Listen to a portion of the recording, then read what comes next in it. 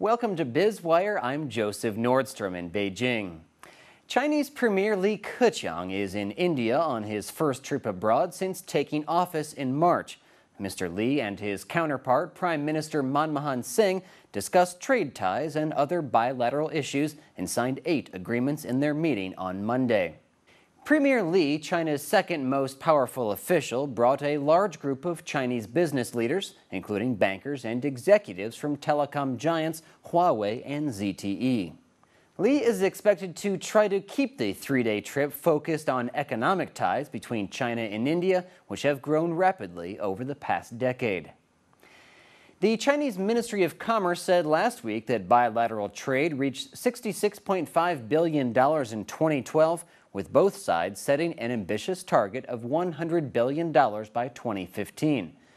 A China state-run media outlet Xinhua said that mutual political confidence between the two is growing, as is their practical cooperation.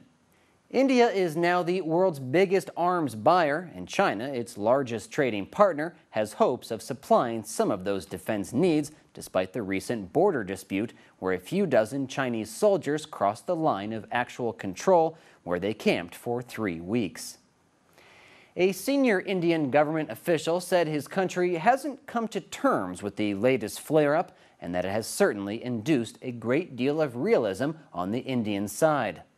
The New York Times wrote that there is a widely held view among officials and defense experts in India that the encroachment served as a reminder that China has grown far more powerful than India in recent decades, a reality, the paper writes, that top Indian officials quietly concede. Chinese diplomats appeared eager to signal that the border dispute should not cloud the visit. We ran an in-depth report about the border incursion here on Biz Wire, but the event received very little attention in official Chinese news media, while coverage was widespread in India. Still, Indian officials said they appreciated Mr. Li's decision to make India his first foreign visit.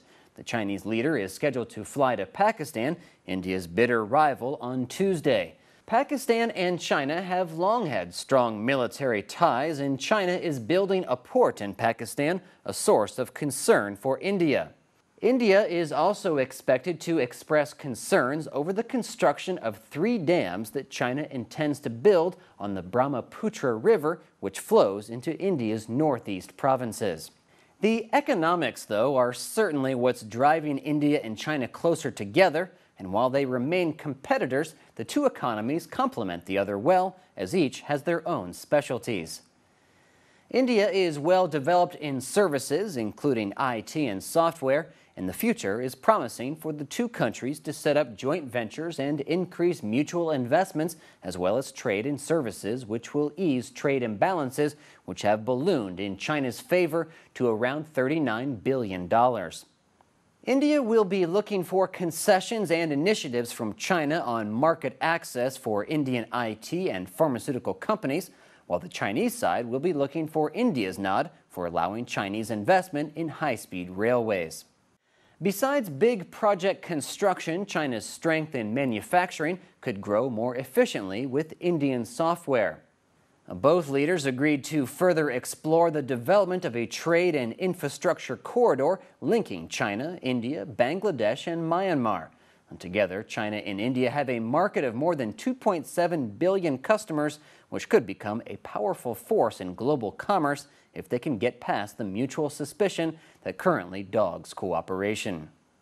Well, this is Biz Wire on the Blue Ocean Network. Stay tuned and subscribe to our YouTube channel for more in economic insight.